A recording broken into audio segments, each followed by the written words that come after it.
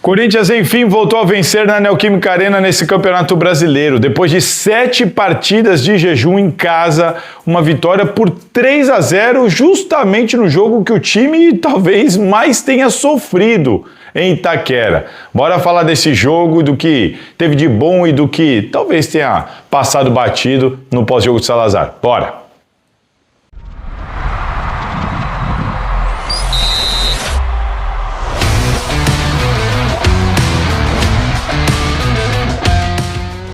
Fala pessoal, todo mundo vivão por aí? Bora lá falar dessa vitória do Corinthians por 3-0 sobre o Mirassol. Mirassol, quinto colocado do Campeonato Brasileiro, um clube que tem tirado ponto fora de casa de diversos adversários, um time forte, que joga sem pressão, não tem uma torcida forte, presente, de pressão, aquela pressão de clube grande, e vários jogadores experientes. Jogadores experientes, bons de bola, que sem essa pressão toda da torcida podem fazer o que sabem com muita tranquilidade. Tem estrutura, tem salário em dia, tem a tranquilidade de ser um time menor, e não é à toa que com um trabalho bem feito, claro, está nessa quinta colocação, está surpreendendo tanta gente nesse Campeonato Brasileiro. É um adversário chato, encardido, difícil de ganhar. E a vitória do Corinthians por 3-0, ela não diz muito bem o que foi o jogo, né? Quem assistiu o jogo sabe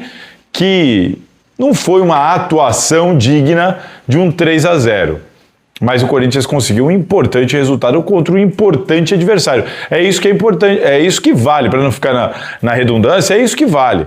Você pega um adversário bom, difícil, que está bem no Campeonato Brasileiro, você vai lá e mete 3-0 dentro de casa, é de fato um baita de um resultado. O Corinthians chegou a esse resultado de uma maneira curiosa. 3 bolas no gol, 3 gols, né?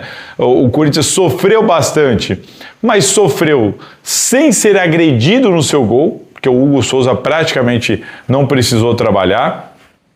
Então foi de fato uma pressão exercida pelo Mirassol, baseada mais em volume, muita posse de bola, muita organização tática, intensidade. O Corinthians realmente sofreu contra o Mirassol, mas soube jogar, soube se defender, soube sofrer, como o pessoal fala, e aproveitou as oportunidades que teve. Diferentemente do que aconteceu contra o Inter, do que aconteceu contra o Flamengo, do que aconteceu contra tantos e tantos outros adversários. Hoje, enfim, o Corinthians foi fatal, foi letal. Quando teve oportunidade, botou para dentro. É exatamente o que faltou nos outros jogos. Nos outros jogos, o Corinthians teve oportunidade, criou, dominou, ditou ritmo em boa parte dos jogos contra Inter e Flamengo, mas não conseguiu vencer. Hoje foi o contrário. O Corinthians espetou mais no contra-ataque, conseguiu um pênalti, era um lance ou outro isolado, a maior parte do tempo correndo atrás da bola, só que quando teve a chance conseguiu botar para dentro. É isso que é importante, é isso que o Corinthians estava precisando, e temos alguns aspectos aqui para analisar. Dorival Júnior começa o jogo na maneira que a gente imaginava. Gustavo Henrique e o Tchoca de volta ao time, sem o Kaká, claro, sentiu um pouquinho a sequência não, né? Ficou um tempo fora, jogou, sentiu a perna pesar, ficou de fora, e agora o Tchoca voltou. Voltou o Tchoca, o Ranieri como primeiro homem, que de vez em quando vinha para fazer um terceiro zagueiro, e aí vem a curiosidade. O primeiro tempo do Corinthians foi muito complicado, foi um sofrimento danado. O Corinthians teve que correr por cada um ali, correndo por 2, porque estava difícil segurar o volume do Mirassol. A bola batia e voltava, o Corinthians tinha um problemaço de saída, transição e principalmente de segunda bola. Muita decisão errada, muito passe errado, isso fazia com que a bola parecia que tinha um muro no meio campo. A bola batia e voltava, Hora ou outra tinha uma escapada com oportunidade, clareava algum lance de contra-ataque, mas aí tomava uma decisão errada, a bola batia e voltava de novo. Então foi o primeiro tempo que o Mirassol, os primeiros 10 minutos, já começa a meter no volume. O Hugo Souza, com 8 minutos de jogo, pede calma aos jogadores numa bola que vai para tiro de meta, porque o Corinthians começou a sentir a pressão. Eles começam a já ter uma oportunidade de dentro da área logo no começo, tudo mais. Deu para ver ali, vai ser difícil.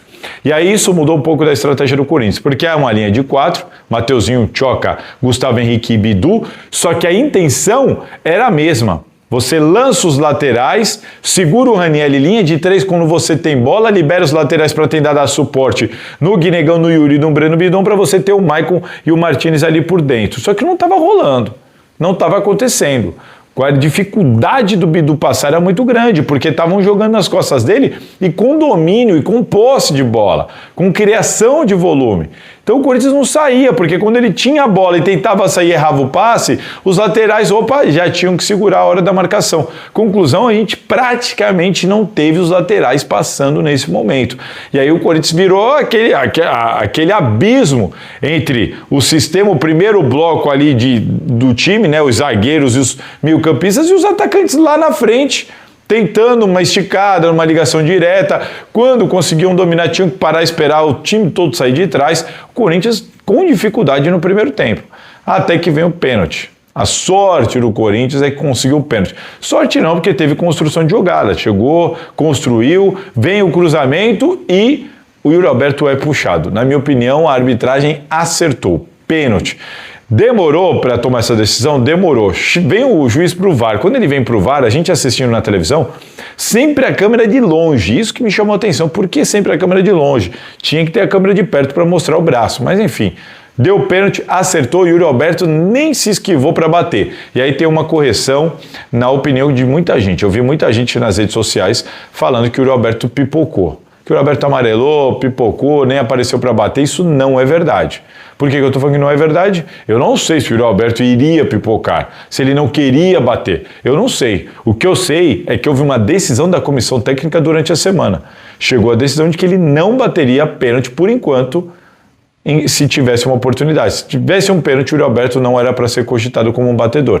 Isso foi definido pela comissão técnica, ordem do Dorival Júnior, durante a semana. Quanto tempo vai durar isso? Não sabemos. Mas, por enquanto, o Yuri Alberto está proibido de bater pênaltis. E é por isso que ele nem foi para a bola. Tem gente falando que ele amarelou. Não é verdade. Foi uma decisão da comissão técnica. Corinthians faz 1-0. E aí, meu amigo, graças a Deus, 1-0. O jogo estava difícil. Se segura o resto do primeiro tempo todo. Passa o resto todo do primeiro tempo se segurando. Tem ali uma ou duas escapadas, mas passa o tempo todo ali se segurando, com dificuldade de impor o seu jogo, com os meias, com o meia, né, o Breno Bidon e os atacantes pegando muito pouco na bola, e ele chega, mas ao mesmo tempo o Hugo Souza praticamente não trabalhando. Tudo bem, acaba o primeiro tempo, vem o segundo tempo, não muda nada, óbvio que não mudaria nada, e o jogo muda muito pouco de panorama. Né? O Corinthians continua tendo dificuldade. Aliás, um jogo chato de assistir por causa do excesso de número de atendimentos médicos. Né? Toda hora um atendimento médico, isso estava irritando um pouco. O jogo ficou muito tempo parado por causa de atendimento médico, mas ficou para o Corinthians ganhando o jogo, estava bom, estava negócio. Veio o segundo tempo, não muda muito não, volume do Mirassol e o Corinthians tentando escapar na boa, tentando escapar na bola numa abertura, numa oportunidade de contra-ataque e tudo mais. E aí, vamos lá, resumindo, o Corinthians chega no segundo gol com o Yuri Alberto, numa boa triangulação, uma das pouquíssimas que o Corinthians fez, a bola é esticada no Vitinho, o Vitinho cruza, o Yuri Alberto marca o gol, e aí marca o gol depois de, 4 meses. Ok, e depois no final de tudo, jogada do Yuri Alberto, tem o passe dele e tem o gol do André, que a bola ainda desvia, mas a bola entra, ótimo, legal, porque o André é bom jogador, é da base, menino promissor, entrou bem, marcou um gol, bom para dar confiança para ele, o Corinthians termina o jogo com 3-0. O que é importante a gente destacar? 3-0, tudo bem, só que a gente tem que entender a situação, aí é uma coisa particular minha, tá me incomodando as substituições do Guinegão. Eu quero tentar entender, vou tentar apurar isso, o que acontece para o Guinegão ser tantas vezes substituído. Hoje ele foi substituído com menos de 20 minutos de jogo do segundo tempo. Menos de 20 minutos do segundo tempo. Isso tá me chamando tanta atenção, eu tenho falado tanto nos últimos jogos, que eu fui ver. Depois que ele engrenou aí no time titular do Corinthians, ou até começou a ser relacionado, ele fez 9 partidas, 3, 6, 7, 8, 9, 10, é isso, que 10, 3, 6, 7, 8, 9, 10. 10 partidas. Nós estamos falando de uma sequência de 10 partidas do Guinegão sendo utilizado pelo Corinthians, tá? Nessa sequência que ele ganhou.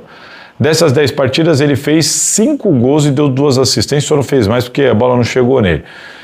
Cara, o que acontece para ele ser tantas vezes substituído? Porque assim, ele não merecia ter sido substituído contra o Flamengo. Foi um erro do Dorival ali. Contra o Inter, para mim, um erro crasso ele ter saído. E agora, de novo, contra o Mirassol, ele saiu. Sabe por que eu estou falando isso? O Yuri Alberto marcou um gol e deu uma assistência. Legal. Só que quem assistiu o jogo viu a partida do Yuri Alberto. Aliás, o Yuri Alberto sofreu um pênalti, marcou um gol e deu uma assistência. Então ele foi decisivo para a partida. Isso é um fato. Mas quem assistiu a partida, quem assistiu ao jogo, percebeu o número de decisões erradas do Yuri Alberto. O Yuri Alberto não jogou bem. Apesar de ter sido tão decisivo, tecnicamente ele foi um dos piores jogadores em campo. Fez um gol que era uma obrigação dele, não tinha nem goleiro. Sofreu um pênalti do que ele foi puxado, aí ele não tem mérito nenhum nisso, ele ia chegar para completar, não sei nem se ele alcançar a bola. E deu o passe ali pro André. Ok. Mas ele erra demais. Até nesse passe pro André, ele errou o passe. A bola bateu no jogador do Mirassol e voltou para ele, né? Mas fominha, demorando para tomar decisão. O Corinthians perdeu alguns contra-ataques, porque ele não tocou a bola, porque ele perdeu a bola. Então assim, eu não gostei da partida do Yuri Alberto. Ele não estava bem no jogo. E o Guinegão jogando o jogo dele, cara. Vindo, ajudando na marcação, participando. A bola chegando pouquíssimo pro garoto. Com menos de 20 minutos ele é substituído. Então assim, estão substituindo com o nome. O Guinegão tem jogado para ficar mais em campo. Só porque o menino é novo? Só porque ele é o Guinegão e não tem o contrato do Yuri Alberto? E eu não estou falando que é o Yuri Alberto, eu falei nos outros jogos também. Não tem cabimento. Eu vou tentar entender o que está acontecendo, porque, cara, tá me chamando muita atenção. Contra o Flamengo e contra o Inter, então foi pior ainda. Não tinha, assim, não tinha sentido ter substituído o Guinegão naqueles momentos. Contra o Flamengo, principalmente. Estava incomodando, não tinha nada que o Tales ia fazer. Aliás, o Tales... Como é que pode? Outro jogo, o Tales entra como solução. Nesse, ele nem é relacionado. Por opção técnica. Opção técnica. Nem relacionado. Tudo bem, pode ser um chacoalhão nos caras. Ele está jogando mal mesmo, tá mal. Só que acabou de falar que tem treinado bem. Tá treinando bem, lembra? O Dorival falou na coletiva? Tá treinando bem, por isso tá tendo tanta oportunidade. Aí chega hoje e nem relaciona. Por opção técnica. Aí não faz sentido. Então mentiu lá e agora tomou uma decisão certa, ou então tomou uma decisão baseada na pressão. Ficou estranho. A decisão de hoje não é compatível com a coletiva do último jogo e com o fato de estar colocando o cara toda hora para jogar. Então, eu tô falando isso porque, de novo, tá me incomodando esse negócio de sempre sobra pro Guinegão. O menino é bom de bola, o menino tá jogando e tem cara pior que ele em campo e tá ficando. Não é a primeira vez que acontece. Que tem alguém pior que ele no campo e é ele quem sai. Tem que chamar a atenção disso, porque o moleque tem que ser tratado como todos os outros. Tem que ser medido pelo que faz em campo. E tô achando esquisito isso daí. Esse é só meu único ponto. Tirando o Yuri Alberto, que eu falei aqui da situação, Martins para mim é uma partida tenebrosa, horrorosa, um dos piores em campo, se não for o pior, talvez o pior jogador em campo, pesado, lento, errando uma enormidade de passos, o Corinthians não tinha transição, enfim, o Martins para mim é uma partida horrorosa. Mateuzinho também não gostei muito não, e quero chamar a atenção para o Tchoca. O Tchoca para mim tem se mostrado um grande zagueiro, estou gostando das partidas dele, e o Gustavo Henrique, que para mim é o melhor zagueiro do elenco hoje, não cometeu um pênalti porque o jogador do Mirassol naquela cobrança de falta no primeiro tempo, preferiu tentar fazer o gol e furou. Porque ele tinha tudo para fazer o gol naquela cobrança de falta na área e furou. Mas se ele cai, é pênalti, porque o Gustavo Henrique colocou a mão e puxou a camisa dele. Ele até ficou pedindo pênalti lá, mas como ele foi na bola, o juiz ignorou. Mas aquilo ali, se ele cai na hora com aquele puxão, então, assim, de uma ignorância, de uma falta de inteligência do Gustavo Henrique naquele lance absurda. Os caras estão malucos, eles esqueceram que tem VAR, vai meter a mão e puxar o cara. Se o cara cai ali, era pênalti. E o Corinthians tinha acabado de fazer um gol. Então, assim, uma jogada assim inconcebível do Gustavo Henrique, que, para a sorte dele do Corinthians, acabou não dando em nada. Mas é isso. Resumindo, o Corinthians deu 3 chutes, fez 3 gols.